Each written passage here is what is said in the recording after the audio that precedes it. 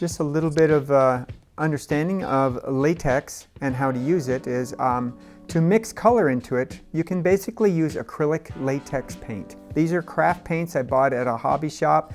Long time ago. They were really thick. I had to add water to some of them because they were just too thick to work with because I had them so long they sat around.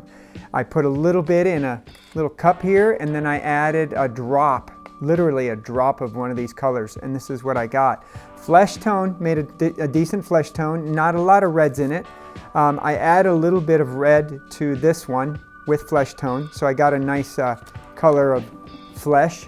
You know, they're still flexible, so you can use them with craft paint. It's not the best to use. There's pigments you should use, but you can use craft paints. Okay, we're going to color some latex. There's two types of latex out there, basically two types. There's a liquid latex and there's also a mask latex.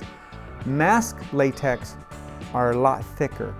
It's not recommended for this type because what's going to happen is when you start adding latex to this and you're using a mask latex, it's going to look really lumpy and thick. If you use this liquid latex, it's super thin, it's kind of watery. When you add it, our goal right now is to make it nice and smooth. So we're going to go ahead and mix up some latex.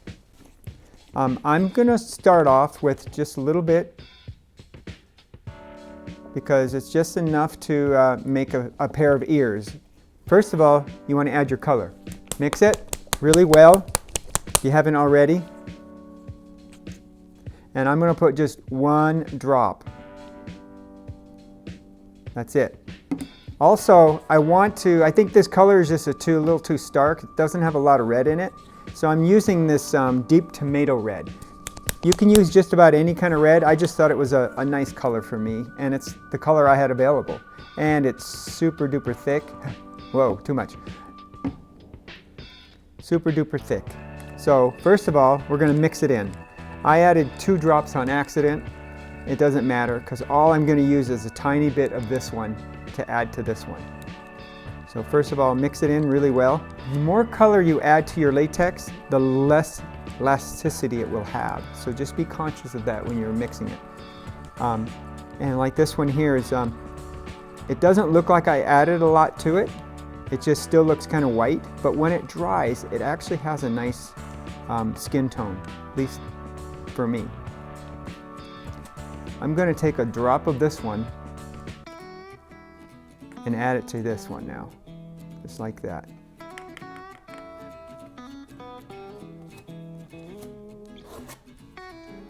And stir it in.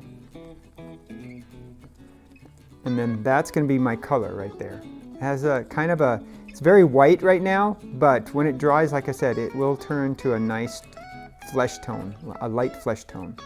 And then the red gives it some life to it. So when you add a little bit of red to it, it boosts it. And some people add actually a little blue to it if you want. You just have to experiment. Okay, I am going to add a fine layer of Vaseline petroleum jelly to the ear. The reason is that it's going to leave a very thin barrier between the plaster and the latex, and it'll make the latex ear easier to lift away from the plaster.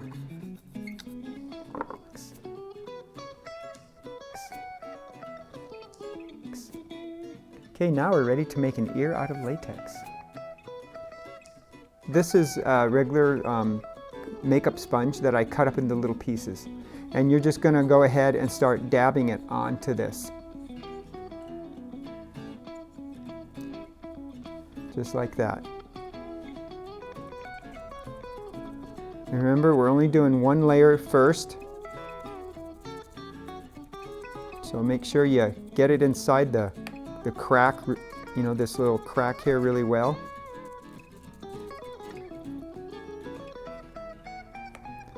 I'm using the corner now to help disperse it.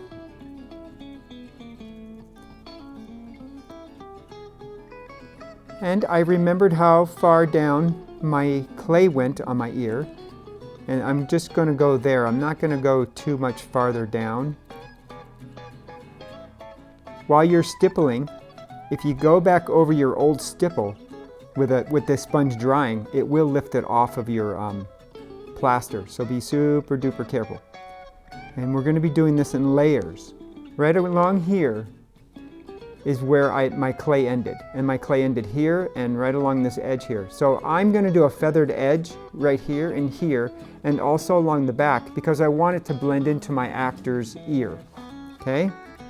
And then when this dries, I'm going to add more to the outside surface and back here.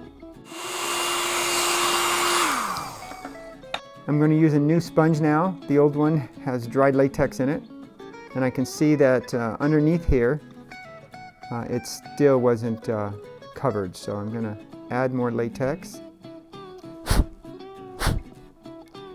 See, I air bubbles, so I blew them out a little bit just to kind of get any air bubbles. You just have to play. The more you play with latex, the better you'll get with it. All right, looking good. I'm going to add another layer now. Looks like I can still kind of see the plaster through it. I'm not sure how many layers to give it, so this is new to me too. So I am actually going to do possibly 4 layers, I think is what I'm going to go for, maybe more. If you feel like you don't have alginate and you want to make a quick set of ears, you can go right from the clay to the latex. Just put latex right on top of the clay and you will get an ear. And that will be the most economical way of making a good elf ear to use. You will probably ruin the clay when you're pulling the latex off. That's why I did a plaster ear, because I can make dozens of ears now. I mean, I bet you could even make a bunch of ears and sell them to get enough material to make more ears.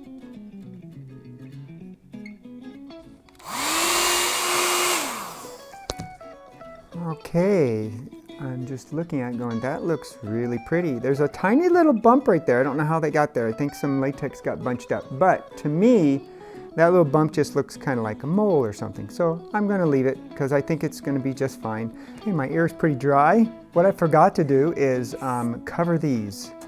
You have ways of covering up your latex that you've just used and you want to use it again. It's great to seal it up, get the air off of it, or it's going to dry out. So now to powder this, you can use, I'm using baby powder.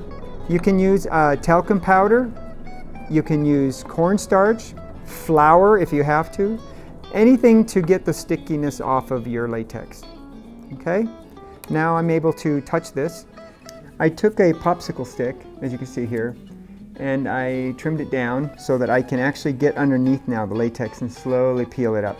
The more you stretch it, because you put acrylic paint in it, it doesn't have the best elasticity anymore, but we don't need that flexibility because the ears, you know, they just bend, you know, you don't have to stretch them out like a mask or anything. So I'm slowly peeling the latex away, you know, and just take your time, no rush. If you're going to manhandle it, you're going to probably do some damage to it, maybe even tear it. And I put a little bit of Vaseline on the ear, as you remember, and that should help with the removal a little bit. Like, see how nice that peeled up right there. So, slowly going through, gently, peeling it away, peeling my edge away there. Looks, that came off really nice. I'm going to go around this way now, peeling it up. My goal is not to stretch it too far.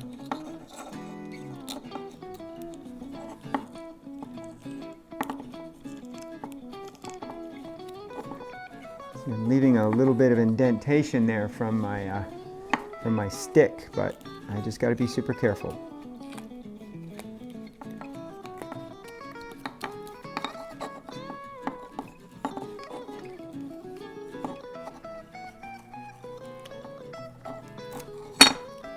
There we go. Look at that. That's beautiful.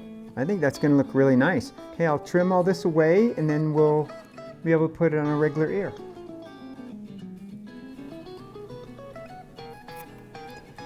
I'm not going to trim a whole lot. I'm just kind of right now just kind of getting an idea of, right, I'm just going ahead and just getting rid of some of the flappiness. Okay, let's test this latex ear on a regular ear. Okay, so if I set it on there, it should stay down. Yeah, that looks really nice.